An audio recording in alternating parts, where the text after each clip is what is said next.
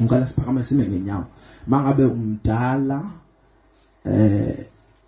sanibona bazalwane abaqala ukungibona ngumfundisi uMnguni amen nanti into uNkulunkulu ayishilo namhlanje ngizoshumayela ukushumayela but angeke sibe nohlelo sizodumisa sithandaze sihlale straight ezweni amen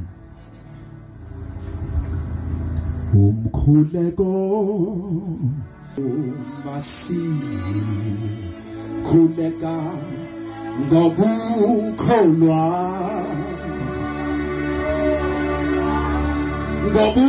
ngobujesu ngiselani volume repeat aphendule letha konke ujesu omkhuleko athi kusi umkhuleko umkhuleko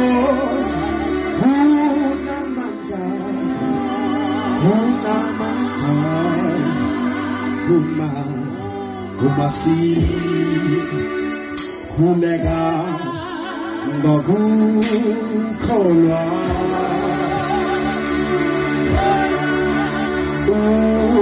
uJesu aphendule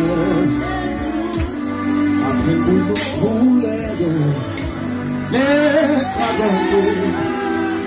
letha konke uJesu omkhuleko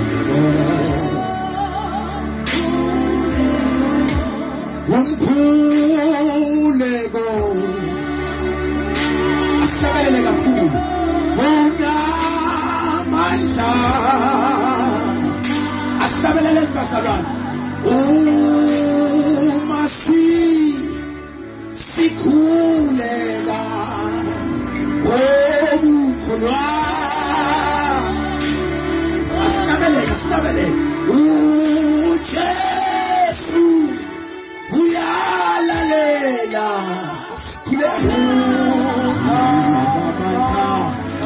yeboke umangesi usheba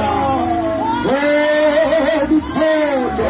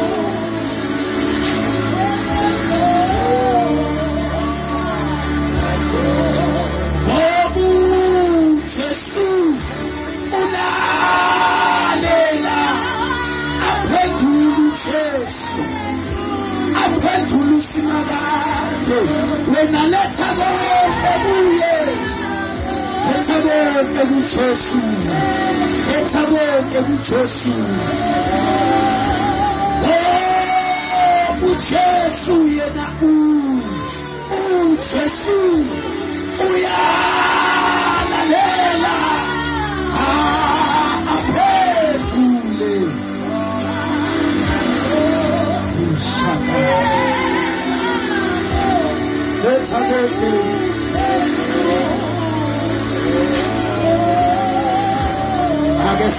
Siqhubeke sonke. Tandaza. Shaya izandla nikhuleke, shaya izandla. Shaya izandla bonga ufike thini ubiza nje igama lika Jesu. Undarabashata labayendele besikondolo leboseke. Yes, tandaza. Ololo shaka lababush. Baba totorobu. Yendele beboshanda lababa.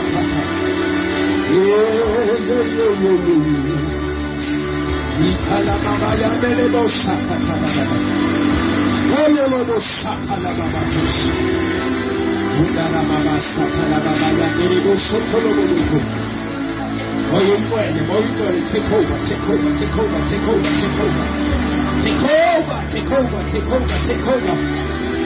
Feel them, Holy Ghost. Feel them. Batwalise moyimwele, batwalise moyimwele. Gena tliso. Bafuse. Yes. Give them utterance, Holy Spirit. Bakupimisela, bayathandaza, bayakhuleka, bayathumisa. Oshakela bahase. Yes, Holy Ghost. Feel them now. Feel them.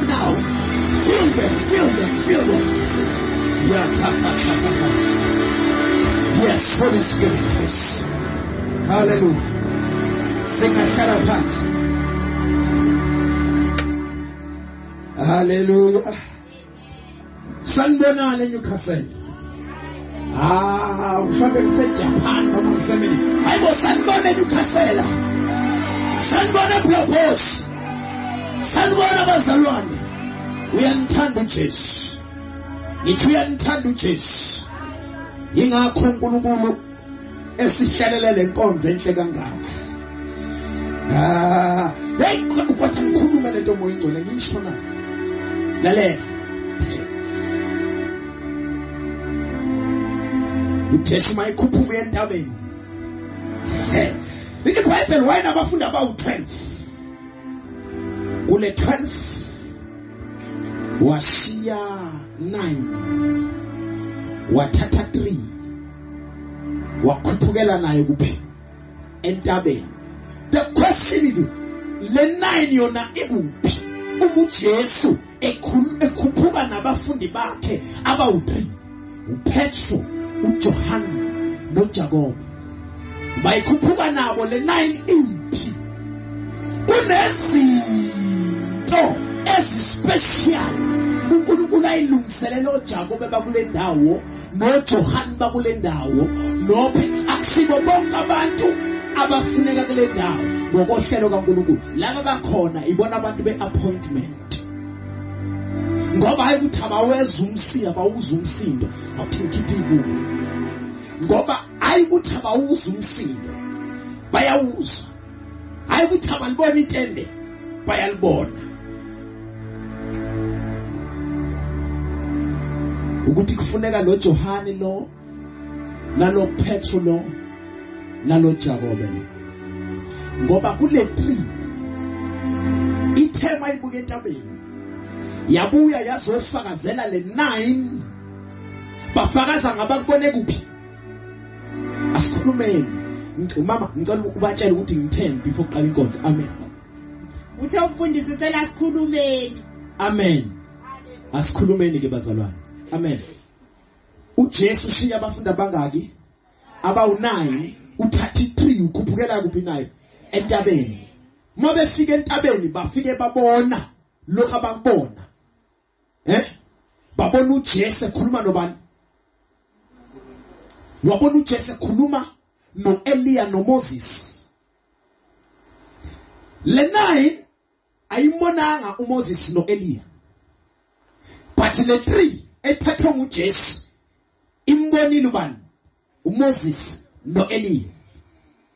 Akabashiyanga ngoba bengabathandi, akabashiyanga ngoba bengafanele, kodwa uJesu wapheka inhliziyo. Mawufunda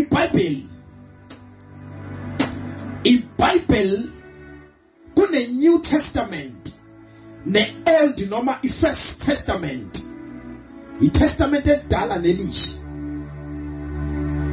Kulezi incwadi eziwu-5 kwi-testament elidala from Genesis ziwu-5.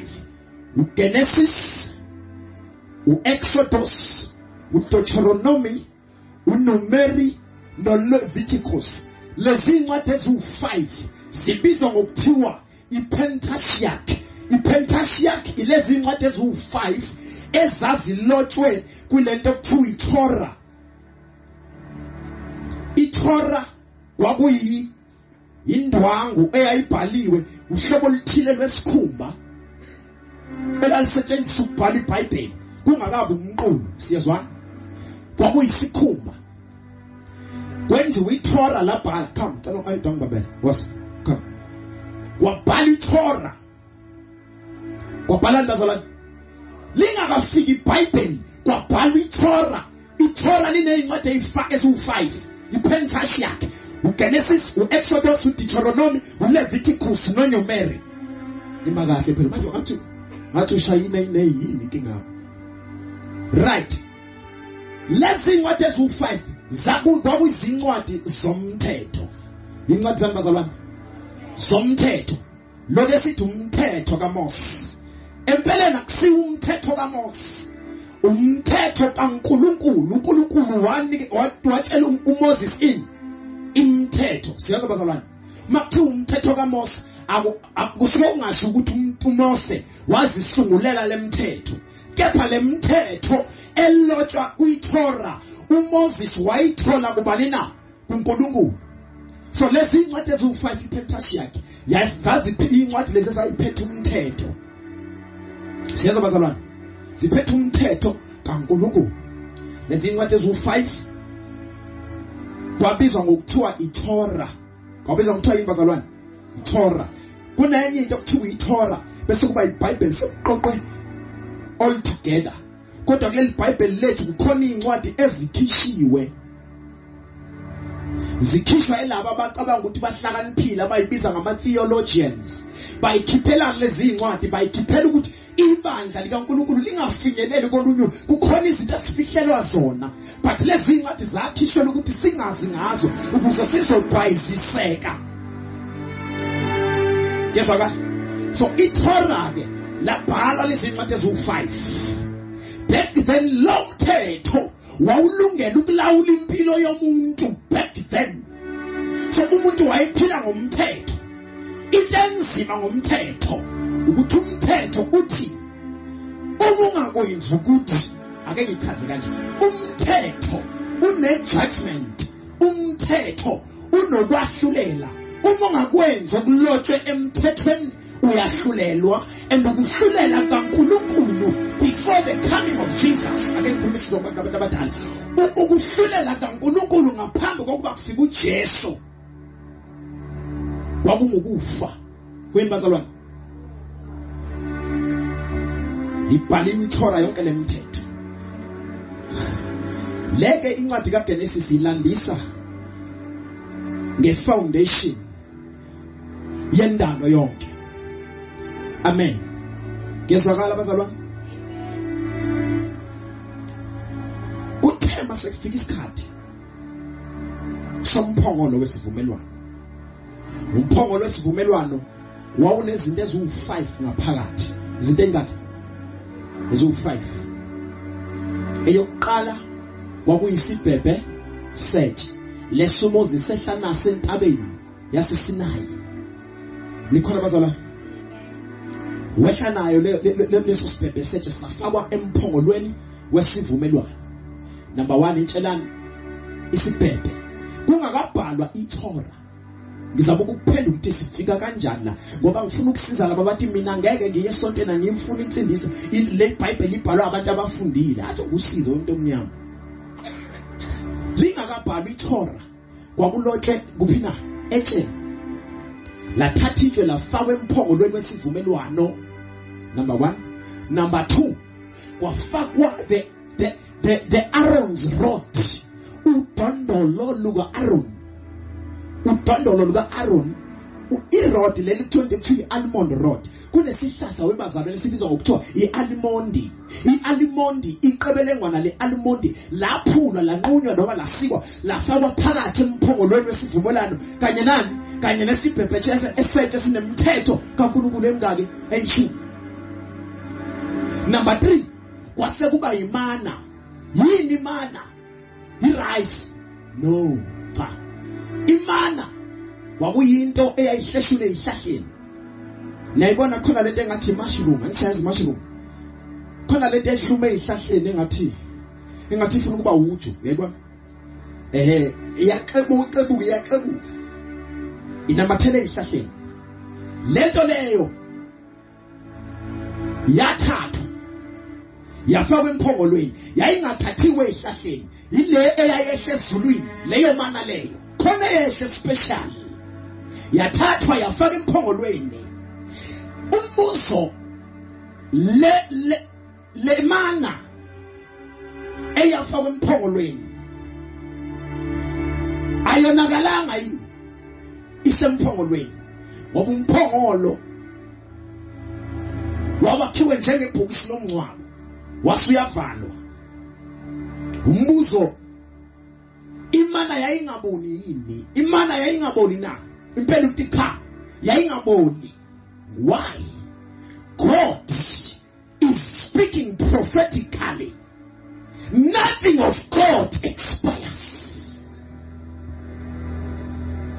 Into kaNkulunkulu bathi uphaya abantu abadala. Into kaNkulunkulu ayenze njani?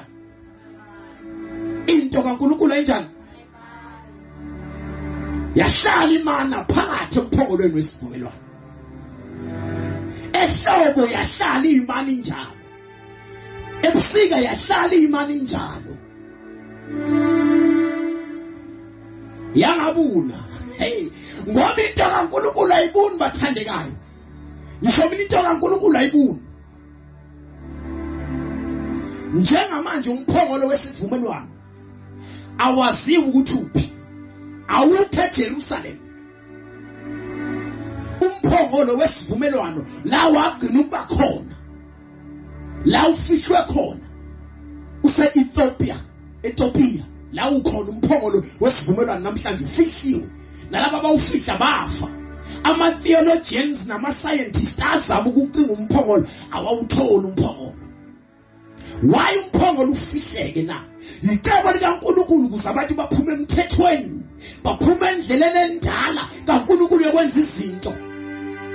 Uma ngabuye umphongolo, abantu bangayifulathela indaba kaJesu, ngoba uJesu uthatha kude, balandela indaba yani na yomphongolo. Kukhona isibhebhesetshe esilotsheni 20:10. Kukhona udondolo likabani luka Aaron. Bese kuba khona who is Aaron? U-Aaron umfowabo kaMoses. Yabona? The question, why uNkulunkulu uthe emphongolweni akungene intonga kaAaron hayi kaMoses? Umuntu nomuntu nemission yakhe evangelini. Umuntu nomuntu nomsebenzi wakhe evangelini. Umuntu nomuntu nendima yakhe evangelini. Hallelujah.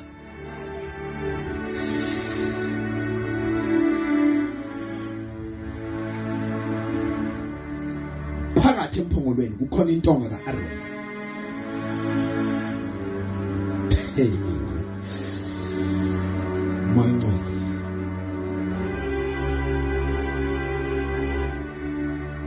Verse 4 sithe khonani umthetho intonga kaAaron. Hello, ngiyalandela. Bese kuba yini? Kuba imana. Lesi zinto zimele yenzani imana emphongolweni wesivumelwano?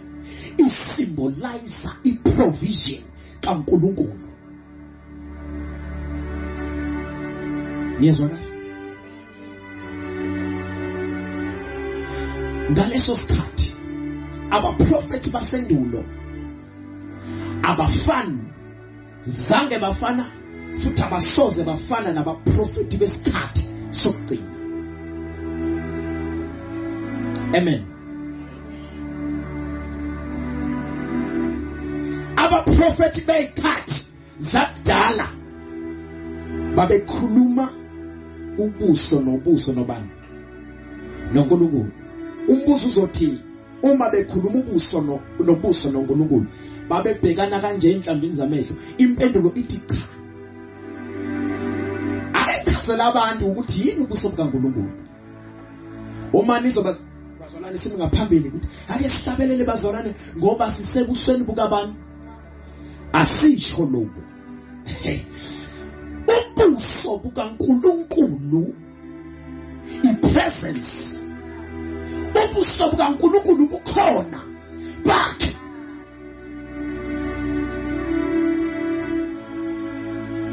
Kusazofika isikhathi la ubuso lobu bukaNkulunkulu obunamehlo namashiya namakha. Angithi iBhayibheli umuntu umfanekisa kaBani. So asiyabona lobo buso. Sisazobona uma sihambe kahle evangelini. Asiyabona lobo buso. Sisabona ubuso ngokwelevel yani yobukhona bakhe.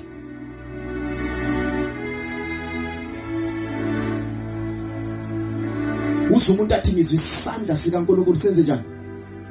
Hayi ukuthi sibone ngamehlo ngosi. Usizwile. Uzwe ubukhona bukaNkulunkulu obungavamile phezu kwakhe. Ngezwakala. Lalela. Ngifuna ukulungisa lababathi lento kaJesu asizwa.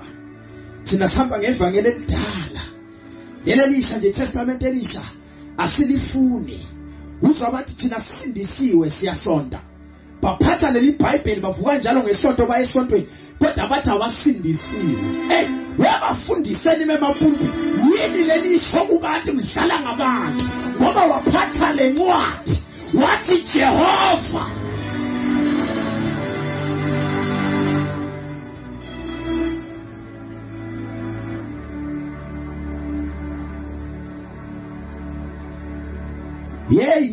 nina bokuma la emapulpit nime la mvanga amasonto nishumayeza abantu thina sindisiwe ke la ekhaya la esontweni thina siyakholela emadlozini thina siyashisa iphepha thina senza ukuthi nokuthi usho umuntu mina uphethe leli iBhayibheli ungayipheka yini ungasipheka isibongo sakho usibhaliwe ke ID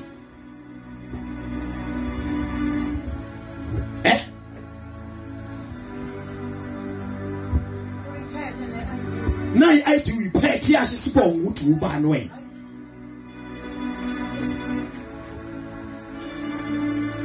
Lala ngutshe kukhonza sekwenza ngomhla uphela labefundisa baba emapulpit batshela abantu ukuthi thina kuleli bandla sindisiwe labantu ababashumayezayo bona bazongena ezulwini kodwa bona bazukungena ngoba bona bangabaphiki Christ. Abantu bamvumile uChrist bona bayamphika.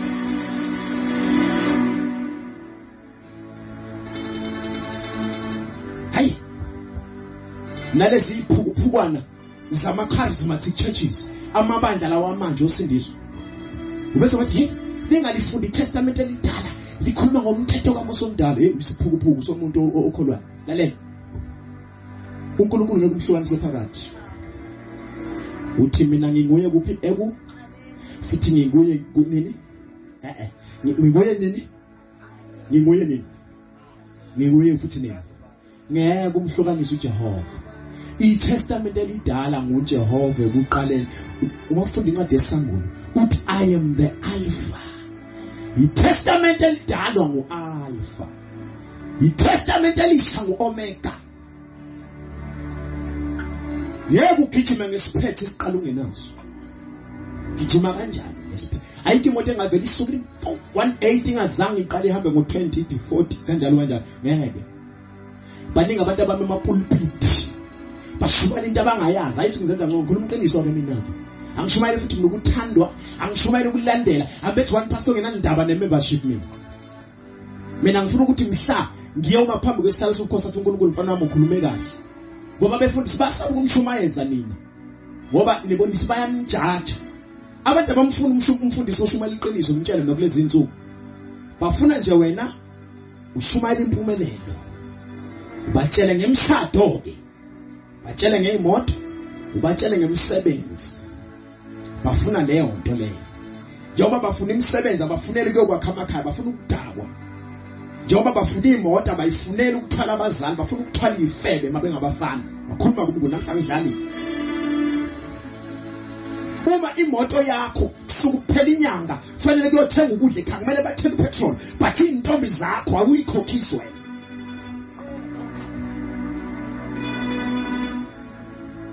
bafuna imishado kodwa isimilo sithe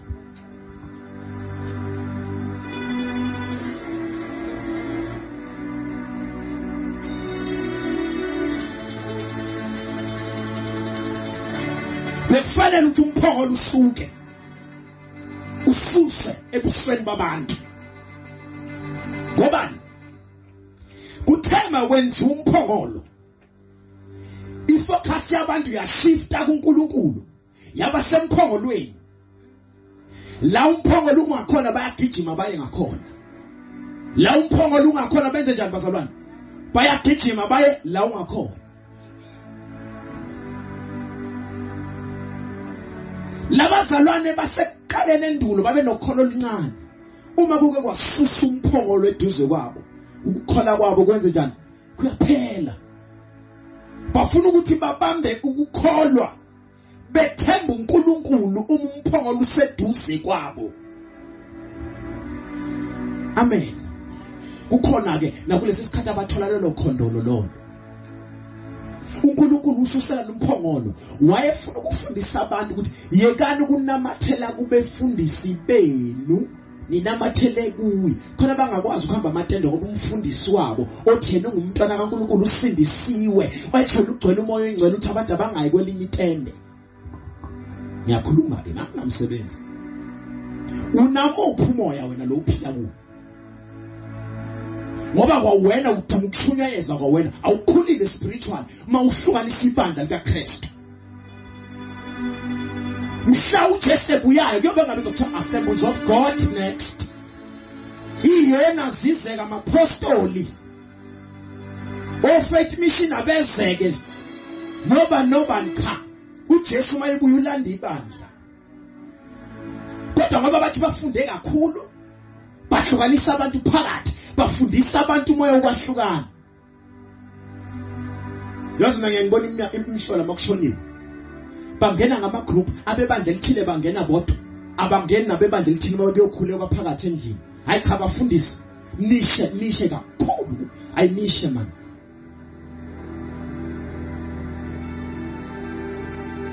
yas uzusabe nokukhuluma nomuntu wakwelinye ibandla ngoba umfundisi akubuka kabi uthi hey thina sizongena ngo4 kusazongena laba basekuthenini ngo2 thina singena ngo4 bahlale banibeke phansi kwesihlahla ndawonye hey Nkosi yami awucabanga ukuba uyahlanganyela nabanye abazali ngabe ukuphona noNkulunkulu ngoba siphathisiwe into efanayo kukhona abantu abaphiwa ukuvangela baphiwa ukufundisa fivefold ministry khona abapostoli athi ngikhuluma athi kusiza fivefold ministry kukhona abapostoli kukhona abaprofeti athi ngimcacisele ngimsize bazalwane ukuthi yini umpostoli njengoba sandela ngabantu abahambe bayibiza ngabapostoli weNkulunkulu wami yini umpostoli umpostoli is the eye witness kaKristu umpostoli umuntu obona uJesu ngosi umpostoli umuntu uJesu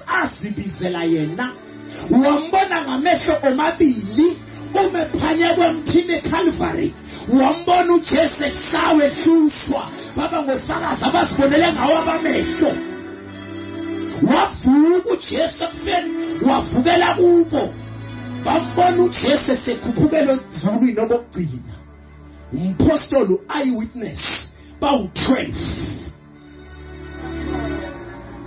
njengoba abafundisi bayibiza ngamapostoli uthi uyabuka icharacter yaphika iy'thelo zikamoya zikho iy'phiwo zikamoya zikho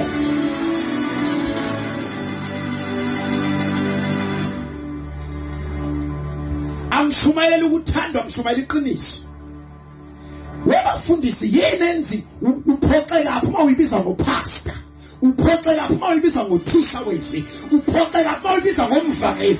uJesu yabona ngofunda iTestament elisha, abapostoli oPaul no Barnabas no Timotheo bakhuluma ngayo lento ukuthi ngekhathi zokugcina kuyovela abantu bathi bangabapostoli, badukisa abantu, badayisela abantu amanzi, badayisela abantu amafutha, badayisela abantu amatshe. So dayisa ngisho insipho zokugeza kuthiwa insipho yokugeza amabhadi, sekubizwa inkonzo kuthiwa inkonzo yesihlanzo.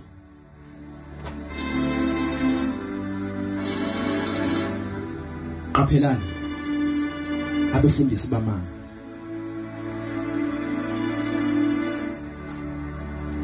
uma umpostoli uthe uJesu abapostoli abayezizweni zonke zomhlaba bashumayela ivangeli kukho konke okudali wena. Sinenkinga abantu abashumayela ko wallet, intshumayela yakhe ku wallet, ngeke akubeka isandla ungakhiphanga mali.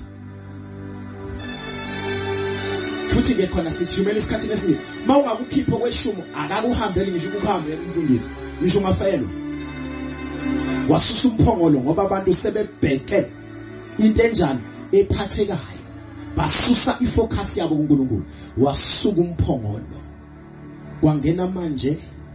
Lalela, angithi umphongolo bazalwane wawukwazi ukufinyelela laba bawuthwele bekwazi ukufinyelela khona.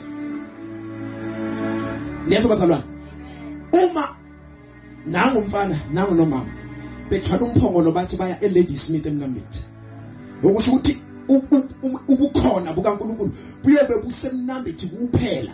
Lapho wayibona uNkulunkulu, no, let me equalize this. Wathi umphongolo udonsa kude, uma bengidinga eNewcastle umphongolo useThekwini thatha kude, lethe suka umphongolo kungena uJesu. Ngoba uJesu beseNewcastle, ebeseFolkrust, eseVakastrom, eseLadysmith, eseThekwini, eseGoli, same time. Wathi suka wena uthatha kude, suka mphongolo akuhlala phansi.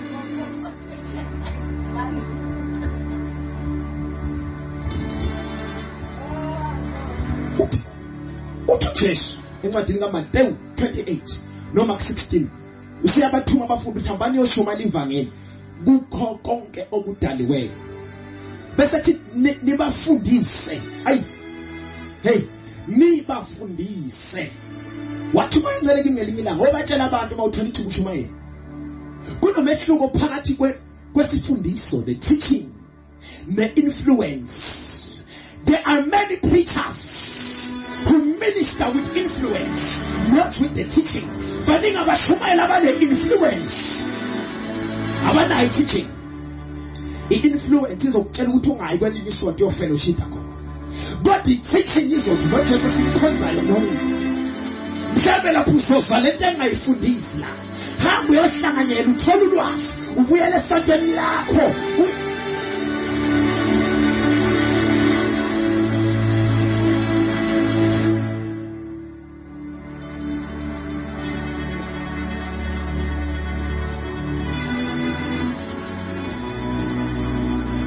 Sandelwa amabandla ne-influence. Uyabona ibandla ne-influence bayaliwa bazalwane. Yebazalwane, nizosebenzisa ikhalenda yala ekhaya phela, sebenzisa ispeaker sala ekhaya phela, uzohamba inkonzo sala ekhaya phela, uzolalela umshumayeli wayela ekhaya phela. Khona umfundisi kuma ngakubona ubukela TV ngingaxaba into enzima kabi, ngoba ufuna ukulalela yena ngasonke isikhathi. Kuyingozi lokho. Angisho ukuthi nawe uhamba uyifuhleka noma yikuphi, kodwa hlola nomoya qala. So nyabazwela ngoba yabona njengoba ababhizi bayibiza ngabapostoli bayibambezela khona izinga abangakafiki kulo kuNkulunkulu, ngoba manje babhizi bafake. Abafundisi bamanje bathwele, ubona isonto ligcwele kanti wahambela ikhanda lengulube. Last week bengibona into omunye umfana uyaconfess owaselo mfana wabanongoma nomfana uma baba bakhe noma mama bakhe babefundisa uthi ibandla lasekhaya likhulu ibhlungu lento enzeka kimi ngoba ngiyazi ukuthi ibandla likhulisiwe ngumoya engcwele likhuliswa ilento esayoyigqiba nobaba esontweni owayilanda enyangeni kaNongoma nomfana wakhuluma kwi-public radio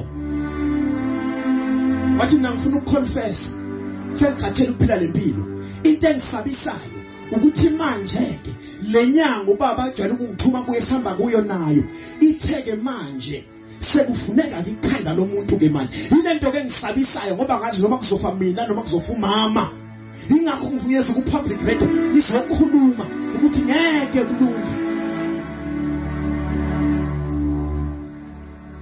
makhulu amasonto mahle abantu bathwele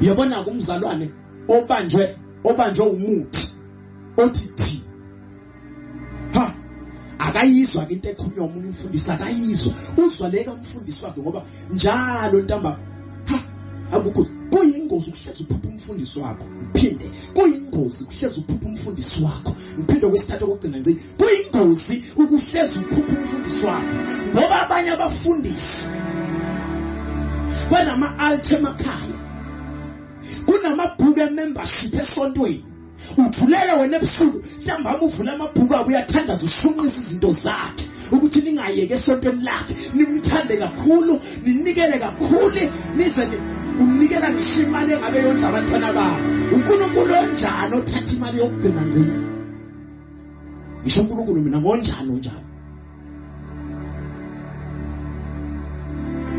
kunelinye isonto ngabe ngilisho ePitritief akadlalwe yamama njalo makuphela inyanga uyabathuma ngebhumu ngena umuzi nomuzi ulando kweshumi ninenhlanhla makusekhona abashumala bangafuni 2 rand kuwe manje sewuyatshela uma unikela kuthiwa umnikelo uqala 50 rand sebanishanga umqondo kuthiwa khona ama JJ nama JD ngoba le mali yafuneka kanti futhi nomfundisa kakudlo kweshumi iBhayibheli litho kweshumi kuza kweadministration yebandla bese administration yebandla yabela abafelokazi yabele nezintandane yabele nezisebenzi zebandla umfundisi uyisisebenzi sebandla uholelwa iadmin akayiholeli lo mfundisi oyiholelayo siyaya ezulwini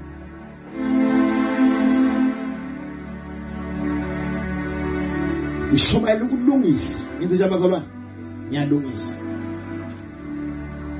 uma isabhizi yena nje ubhizi okweshumi akaka repent mhla wa repent uzomela iqinisa ukudla kweshumi anikeza ibandla imali limholele mangena u10,000 ebandleni ibandla yile lizo decide admin bazomholela malini ngoba ikona lokho kukhona yikho kukhona kukho kuyi ngiyanitshela mina mhla ukuphela abafundisi abagqoka imiphulamphula amajazi amakhulu abanye bayibiza ngobishop abanye bayibiza ngodoctor kanti njalo hey sine fivefold ministry umprofeti umpostoli umvangeli uthisha umelusi upastor ngoba angithi manje lento ade ngikhuluma ngayo izolo ngithi sinkingi isingisi ngoba sazi sithi upastor umfundisi cha upastor umelusi kodwa umfundisi ngutitha ufundisa izwi upastor umelusi yabona ukuthi maye upastor ngempela umbona ngecharacter yakhe uyakulusi yakulandelela uyakugada akugade funa zonke into enzeke empilweni yakho ube open up ngesifuba nawe ukuze akazi ukuthi uzokusiza kanjani ungabe umzalwane onezimfihlo be open up ukuze uzosizakala ngoba ngixakekisa abefundisi benu uyazazi umfundisi wakho ukuthi upastor umelusi Unisho lokubhiza umprofeti wakho uzoze umqambisa amanga lo muntu aprofeti into engekho yini kodwa ngawo. Uzwa ideology yabaqala bathi umpostoli umuntu onama branches amaningi ayikho ke leyo nto. Umpostoli eyewitness ufakazi ozibonele ngawakhe amehlo bawu12. Yibo ke abakhi ibandla likaKristu njengoba sikhona singamasonto sakhiwe ile 12.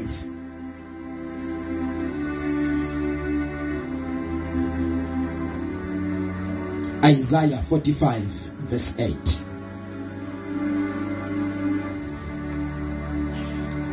Sizwile ngithi siqalo sethu sikhulume ngani bazalwane?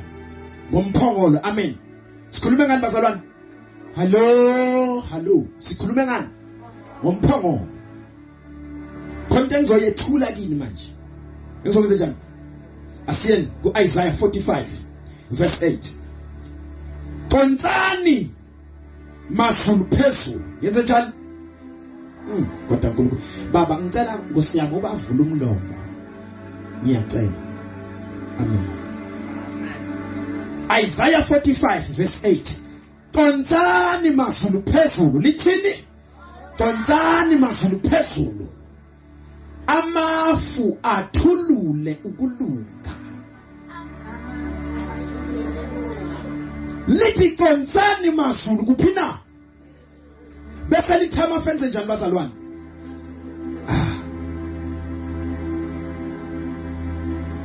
Lithi amazulu awaqonsi.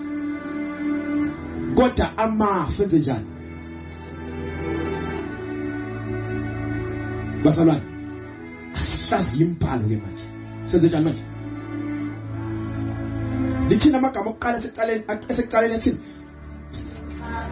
ukoleka ibuko zami nazi. Faka phela mhlobo wami. Uzoba ukhona namehlo. Funda.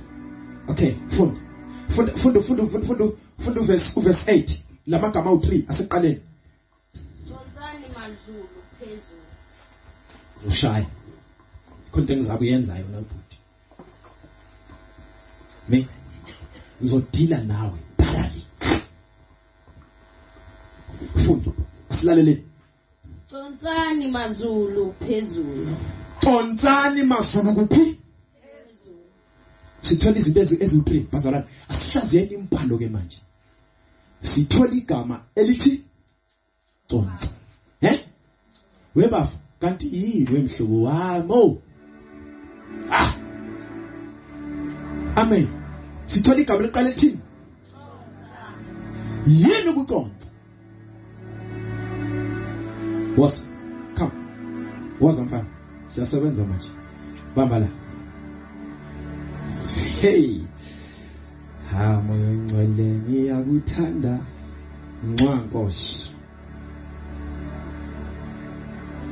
Right. Sihlaziya ini webazalwane? Imibhalo. Funda. Gama lokuqala. Qontsani. Hayi ukuthi lalela asibheka sama. Alisho ukuthi qonsa. Kodwa kujobelelo kwathiwa ni. Khona bathi qonsa. Ukhuluma ngento enjani? Kodwa qontsani. Ukhuluma ngani? Awuphinde uqhubufundele igama lesibili. Nakhuya. Hayi Zulu. Kodwa mazulu. Qontsani mazulu. There is more than one heaven that God is talking about. More than one atmosphere. uNkulunkulu akhuluma ngayo. Qontsani. Bani? Nenze njani? Qontsani. Lalela. Ubuye woza. Qontsani. Yini ukuconsa?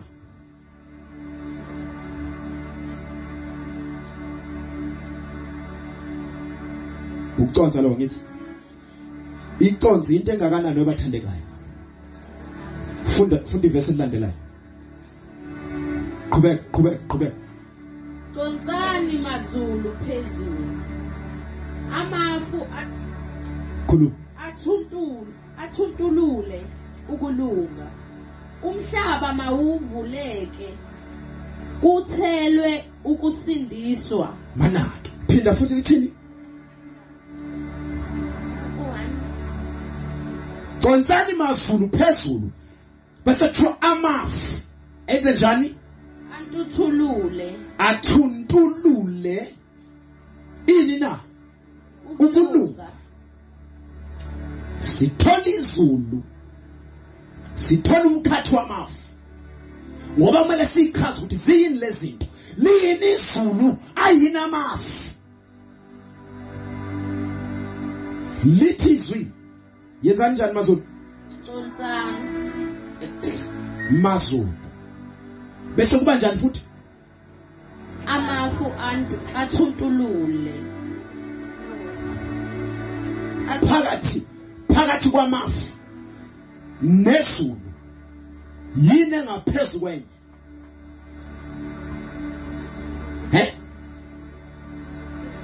Izulu lingaphezulu kwamafu.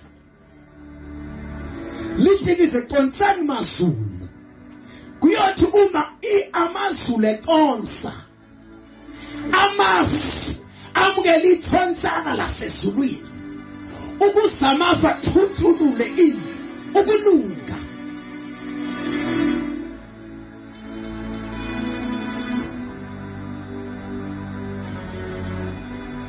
Yini amafu.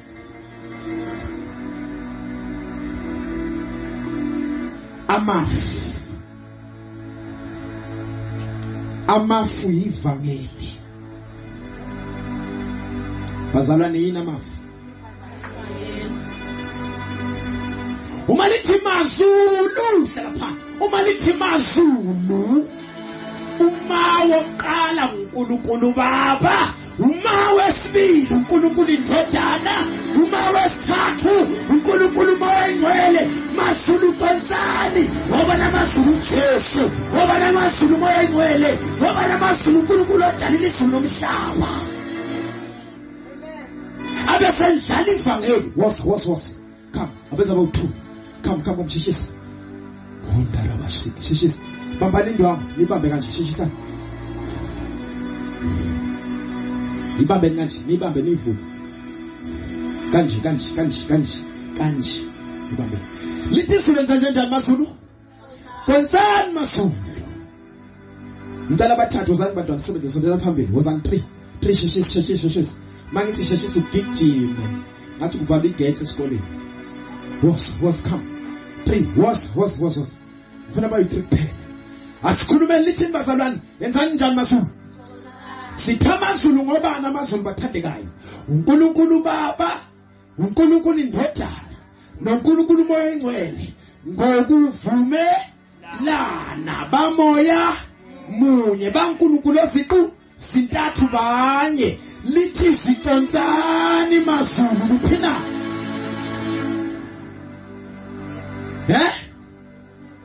Bese uba njani? Amafu athuthula ukulunga kaNkulunkulu. Sithi amafu yivangeli. Ivangeli ngelikaNkulunkulu Baba odalile izulu nomhlaba. Ivangeli futhi ngelikaJesu. Ivangeli futhi ngelikaMoya Oyingcwele. Bamunye ngeke ubahlukanise. Ngeke uthi na ulufuna iTestament elisha ufuna elidala. uNkulunkulu umhlukanisa phakathi. uNkulunkulu munye uZiqu zintathu. Ivangeli ngelakhe. Yingakho emabandleni sengawabona ama miracles. Abafundisi bahambe bayothwala amandla siwabone ebandleni. Ngoba bayahlukanisa. Benze njani mazalwane? Ivangeli ngelokuthatha kukaNkulunkulu. Abangahlukaniswa. Awuthi ngikhulume eNewcastle, awuthi ngikhulume. Ngoba khona elinye ibandla ngengilisho ngegama. Leli bandla bathi bona bakhonza indoda ethile. uJesu abamfundi bamvalele ngaphandle. Bathi bona bangabakaNkulunkulu kanti lo akahlukani. Bonke abantu abanqunya imilenze nekhanda nesisu bafa. Nebandla libahlukanisa babathathu lifile.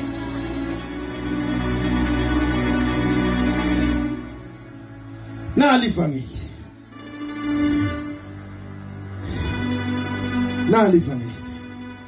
Nali ubuhle bevangeli lithi iBhayibheli mazulu ke Donsani. Kodwa nina mafu nithola ukulunga. Hey, ukulunga kusevangelini. Kukhona ukulunga kwemvelo ozalwa nakho, bese kuba khona ukulunga kukaNkulunkulu. Wonke umuntu uzalwa nokulunga kwemvelo. Kepha lokulunga kwemvelo akumfaka umuntu ezulwini. Lokhu kulunga kwemvelo akumenza umuntu umntwana kaNkulunkulu angasivumelanga ngowakhe umlomo. Lidikholwa ngenhliziyo, uvume ngomlomo. Uyakwenza njani? Yes. Ukulunga kwemvelo ngeke ukufake ezulwini. Hallelujah. Ivangeli lilungile. Bazalwane, ivangeli lilungile, kungakho silishumayela ngoba lilungile. Kodwa ikhohlakali. Hey, safike sawona into kaNkulunkulu eyilungele. Bayona abantu into kaNkulunkulu ilungele. Yonakele lento manje. Abantu abasathembi lutho.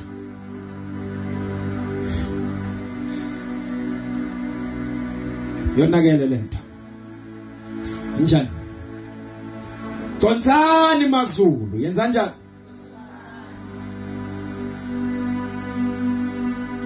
Ebushunyayelweni bevangeli. Ebumenyezelweni bevangeli. Ebukhoneni nasekusebenzeni nasekukhuleni kwevangeli. Kungumsebenzi kabani? Haleluya, kungumsebenzi kabani?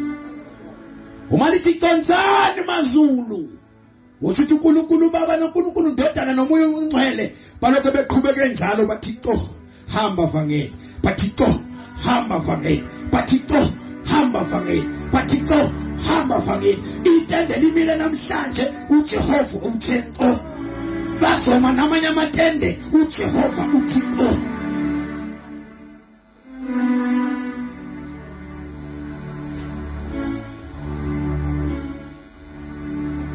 Hey, awuthi hey. Hey. uJesu mayisebethelwe esiphambanweni.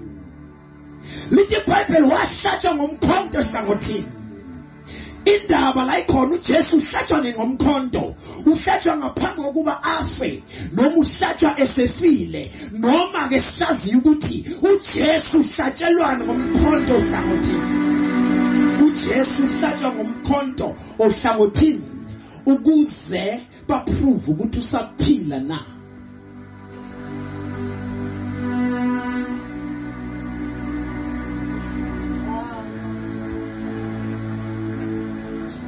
Sikhona namanje siyahlatshwa, siyaprove ukuthi sisamile enkosini. Uyabona uma ubona behlaba uyahlatshwa, uyaprove ukuthi usamile evangelini. Uma ubona umama okholwayo ufiswa zingane uyahlatshwa, uyaprove ukuthi usekhona yini kuJesu. Mawushathile mama ufiswa umyeni wakho uyagwaswa ohlangothini to prove usasekhona yini kuJesu. Uma ubaba ufiswa unkosikazi uyahlatshwa ohlangothini to prove ukuthi usahlezi yini kuJesu.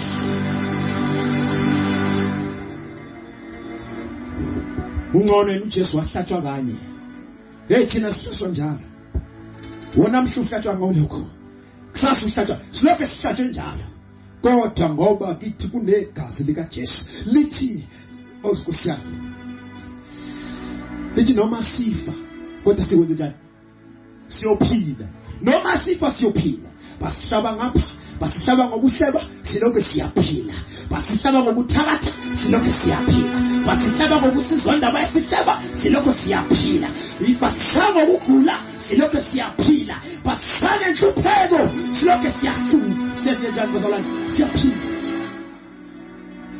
Sihamba sizimbobombobo ngoba uJesu ophila kithi akafi kabili wafa kanye. So mawuna Jesu unempilo. John 10 verse 10.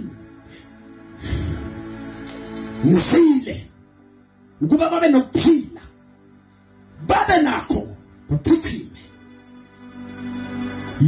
moya echichimayo sewamukela uJesu kuwe ngaphakathi male mkhonto igwasa uyopha khona ukopha kodwa uyaphila siyopha kodwa siyaphila njengoba sila hayi ukuthi si happy hayi ukuthi izinto zihamba kahle but siyaphila siphila nomopho siphila nomopho omunye ulanga ngoba akasazi ukuthi usizakala kanjani usethembele kuJehova uhamba nomopho kodwa uyaphila sihamba nani bazalwane nomopho kodwa siyaphila ngenxa kabani na Jesu ivangeli lilungile umuntu ongalunganga ivangeli linacala kezwakala wabona uNkulunkulu ukuthi lento umuntu mayamukela izomqaka wendoda wemoya engcwele akuhambi lapha wena ndodana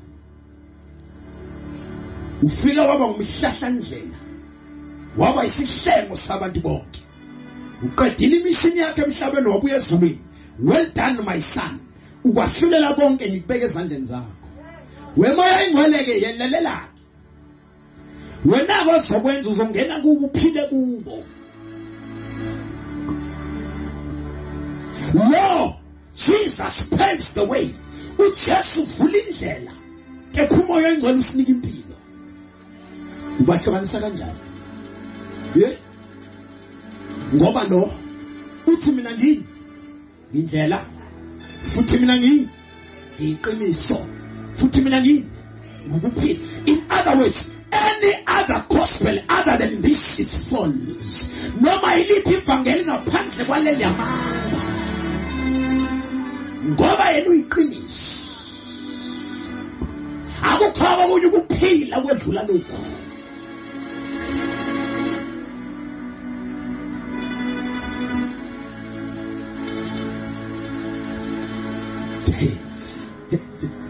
Yebasaba lalela uyayibona lento ithinga kanani angithi amazulu enze njani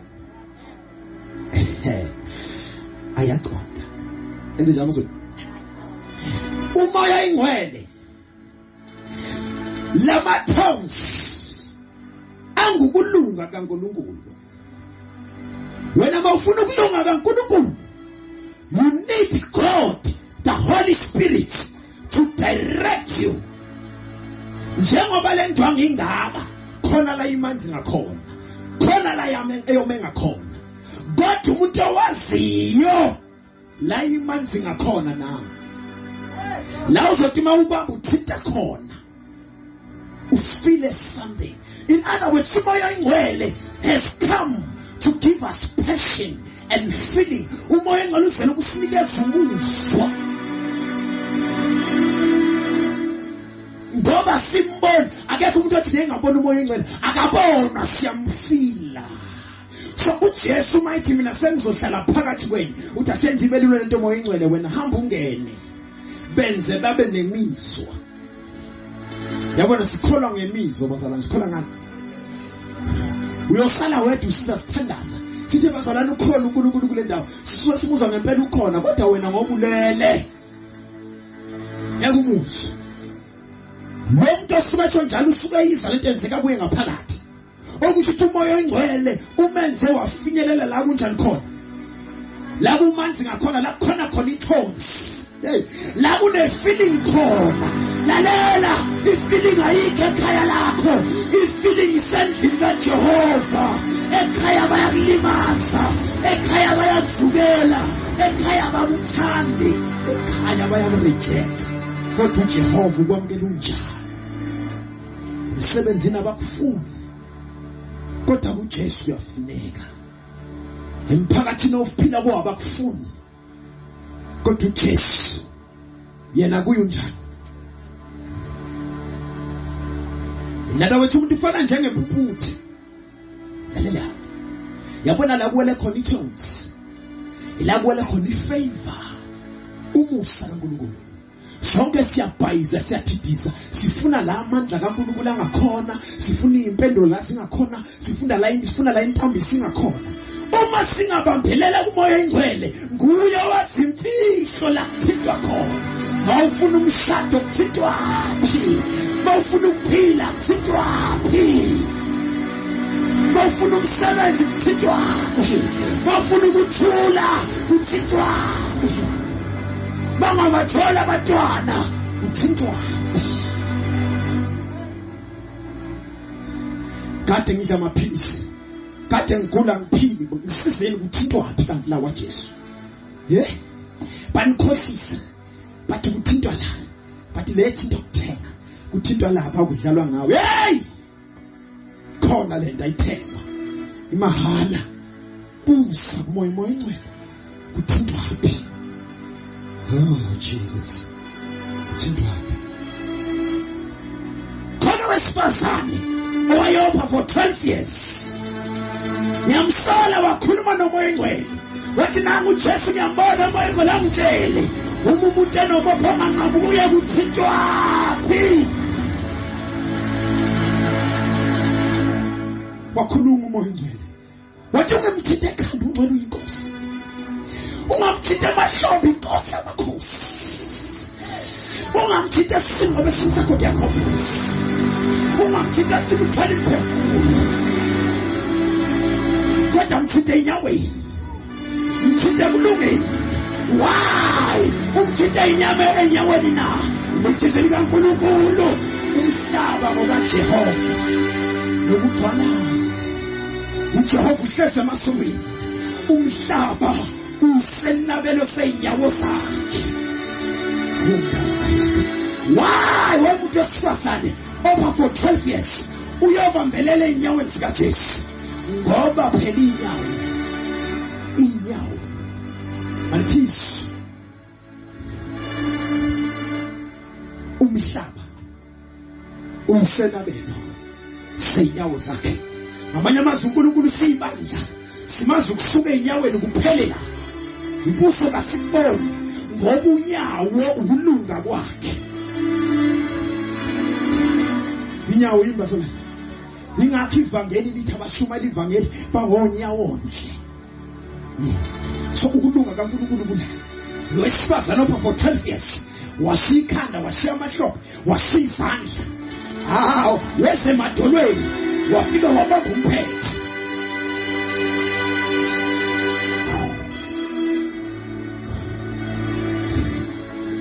Ngoba umhlaba uyisenabelo seinyawo zikaJehova.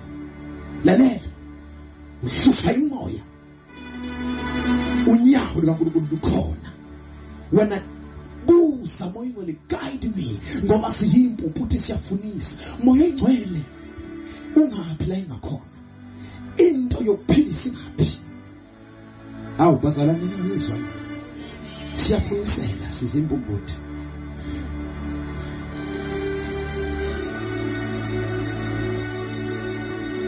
Yabona masizi sizokhonza.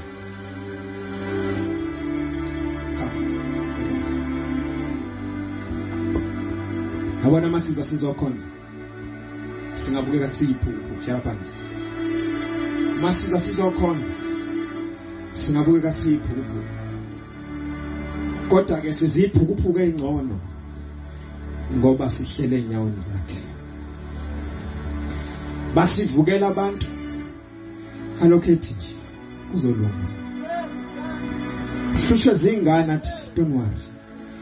Sibakhalela abantu bavele basihlebe basihleke, kodwa masikhala kuJehova uyasigona.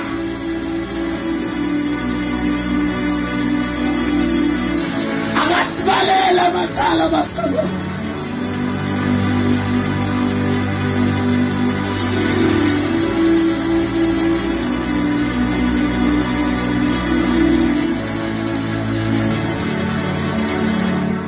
Abantu babhizi ngama-numbers ngebhalo, basibalela ukuthi siwa kangaka enkosini.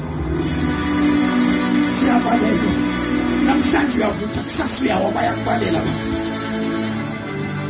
Mawuwa bayakubalela ukuthi uwe kangaka, mawuthi uyavuka bayakubalela ukuthi uvuka kangaka, uthi usavukile ukuthi unamandla babekubalela ukuthi uvuka futhi. Bathi nimbonile imizolo besenyangeni. Angusoli nami wenza ukuhlupheka ngoba sasi ukuthi ekulungeni kuthintwaphi.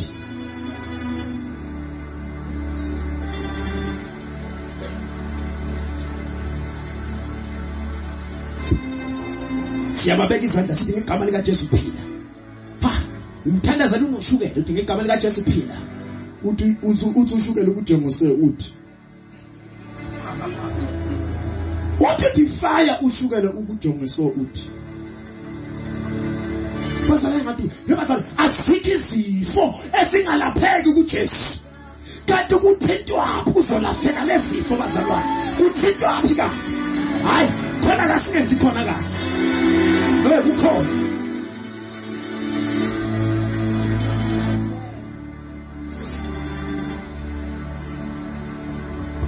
Na ushukela ubhokile. Bayichamela abantu. Bazonela. Banqunywa imilenze. Banqunywa konke izandla bazalwane izitho zomzimba. Na ushukela nawo kodwa kuthintaphi. Nabo BP kanti kuthintwaphi. Nabo HIV kanti kuthintwaphi. Nabo cancer kuthintwa. Wemoya engcwele. Hey, sitshela imfihlo.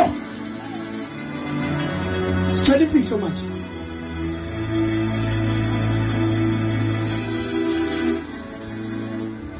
Sizamile nokuzila ukudla.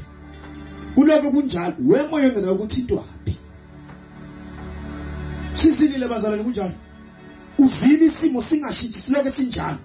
Kanti kuthintwaphi? Siyothinta nathi. Sifuna ukuthinta nathi. Yabona Jesu. Mawungasitshela imfihlo lento yakhe abantu bazoye ukukholwa yiyo baba. Bathi ayikho. Sitshela imfihlo. Athi ohlabelelayo emfihlakalweni ngithola amandla amasha.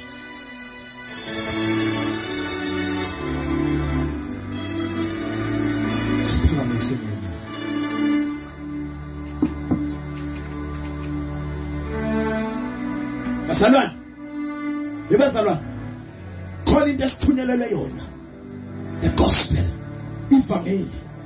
Kuyezwakala, sithunyelelwe ivangeli webazalwane. Nakho ukulunga kaNkulunkulu. Lalela, ukulunga kaNkulunkulu akusili igama lebandla.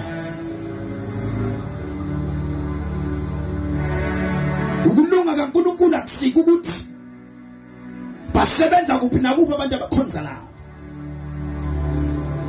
Ukulunga kaNkulunkulu akusho ukuthi bahamba ngeimoto ezinjani. Kodwa ukulunga kaNkulunkulu ukuthi hlala phansi baba. Kushaka baba. Dwala Jesu lidwala lethu ke. Dwala dwala Elimio njalo.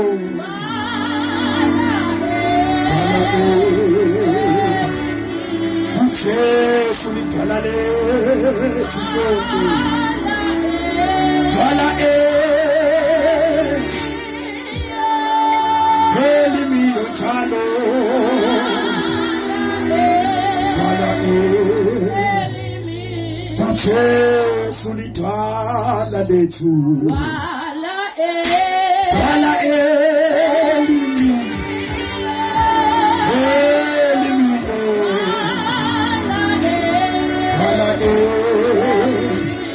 Jesu lidwala lethu. Dwala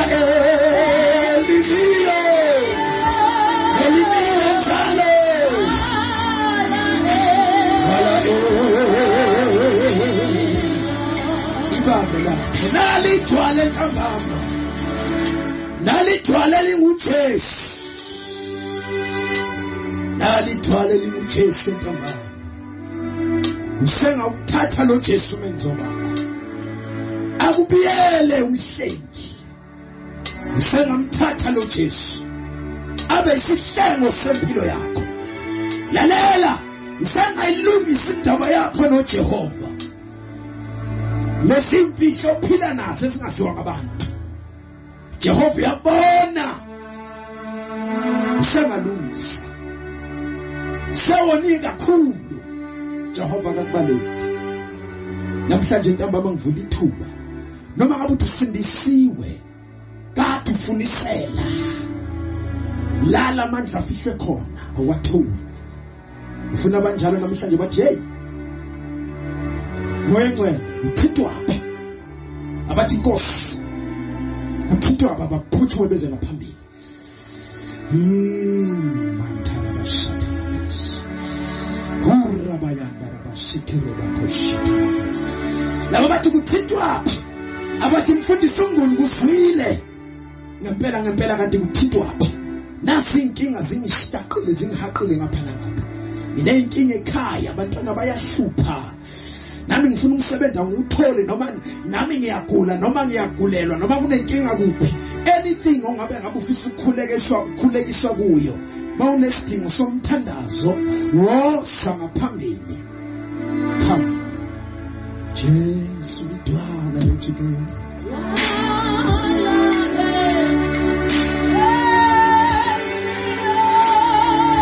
Mina njalo.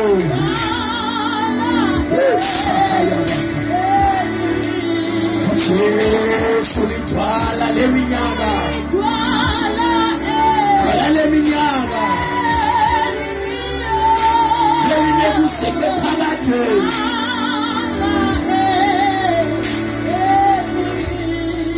Siyathandaza. Manje mfundisi ngicela uthandaze nami. Ake sibambane ngezandla sifune lento la ingakhona uma ekhona njalo akeze bazana nesikhuleko. Ayikho into ehlula umkhuleko. Siyabambisana siyathandazisana siyathandazelana. Oyandara baseya.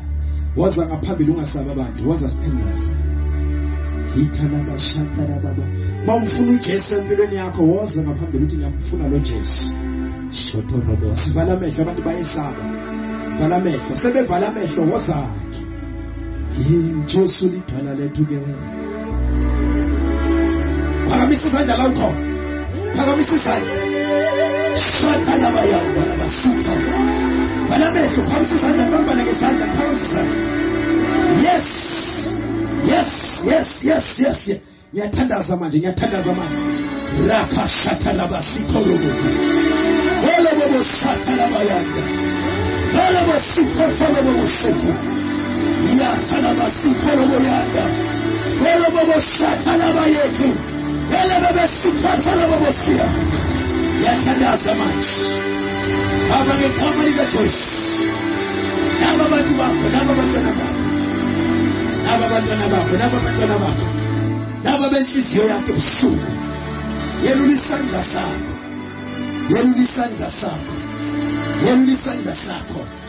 Wehla amandla. Wesumlila subili. Yes Lord. Rebe shata. Wela bayata kasha. Udele bo shekele beyata. Yes. Yabala manch. Figure 7. Mangithi Jesus. Mawunenkinga iyaqashuka, makunesibopho siyaqashuka. Mawunenkinga uyakhululeka manje. Ngizoba la ngifike ku7. Mangithi Jesus. uNkulunkulu uzokwenza isimanga. Mawungena ugula uzophila. 1. Mawufusha imoya uzokhululeka futhi. 2. 3. 4. Sibalame. 5. 6. 7. Jesus.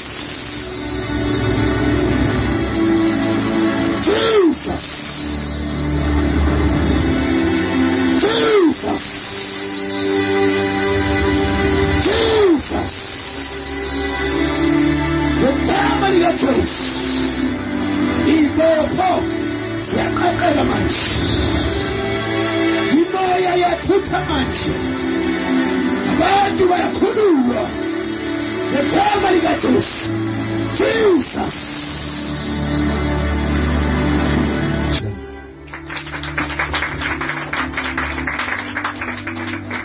Tell him, Singahlala phansi.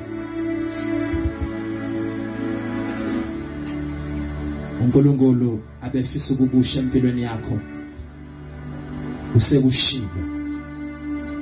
Ngizwakala uNkulunkulu afuna ukubusha empilweni yakho kunjani bazalwane? Sekusele kuwe. Thank you. God bless you.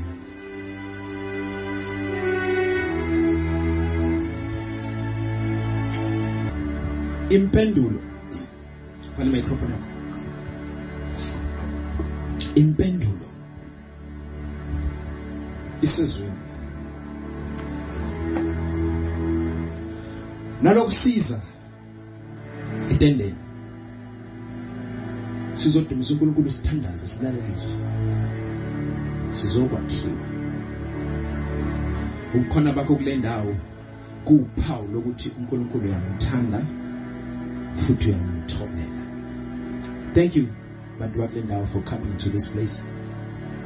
Udela emsebenzi ama-projects yenu yasemakhaya nize la nizolalela ukukhuluma noNkulunkulu. Sengathi sibusiso singayohlela phezulu kwalowo nalowo. Lo moya awande okufuna ubuso kaNkulunkulu ngoba mhlambe impendulo yakho ayikho la ucabanga ukuthi khona. Kepha impendulo ila ayibe ungacabanga khona. Ngalokho ke abantu bakule ndawo mina personally ngidlulisa ukubonga ukufika kwenu. uNkulunkulu anibusise abusise ngisho amabandla enisuka kuwona. Nifike nibe isibani